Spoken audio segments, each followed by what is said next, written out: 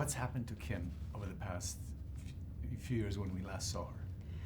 Well, it's a good question. I think, we were all trying to imagine kind of how this family would recover from the events of the first film and deal with the inevitable aftermath. They did go through quite a trauma as a family, so I think it was kind of finding that fine line there. They're really struggling to be normal again. But I think she's stronger in this film, certainly, and a little bit more of a woman than a girl, hopefully. And she's her father's daughter. She can certainly rise to the occasion.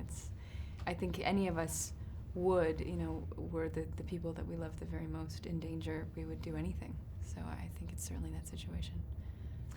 I think for somebody who's just learning to drive a car, she does pretty well. Can you talk about I loved that joke in this movie that it's the person who is least prepared who's suddenly put in this crazy car chase, and she can't even parallel park. And I was sort of a late driver as well. I mean, there's a couple of jokes in it. It's just pretty humiliating. She's way over the age where, most American kids have a license, and she just hasn't. But, when you live in a large city and have a kind of wealthy, sheltered background, that does happen. My brother still hasn't gotten a license because he lives in New York, and my little sister and I both, got licenses at, I think, 18, 19. So, she just can't seem to pass that driver's test. And yet is driving in a car chase. Now, how much of that driving did you do? Because it's an amazing car chase. I mean, how much? It is an amazing car chase. It was so much fun. And just seeing it the other day, it was just so intense. I did a lot of it.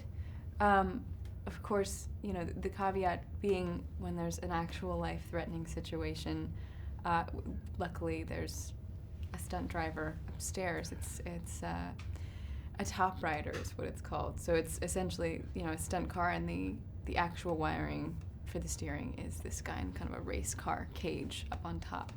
But it looks like I'm driving. Thankfully, I'm not. None of its effects after. We're actually almost colliding with, other things, and we've just got an excellent team of stunt drivers at the wheel. Why do you think people related to Taken to the story so passionately?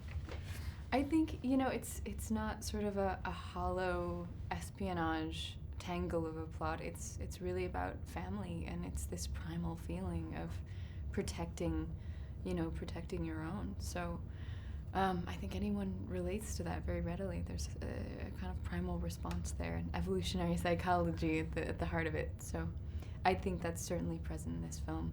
And if anything, it's more intense than the first one, just as a viewer. I'm still recovering from seeing it at the screening. It was really unrelenting.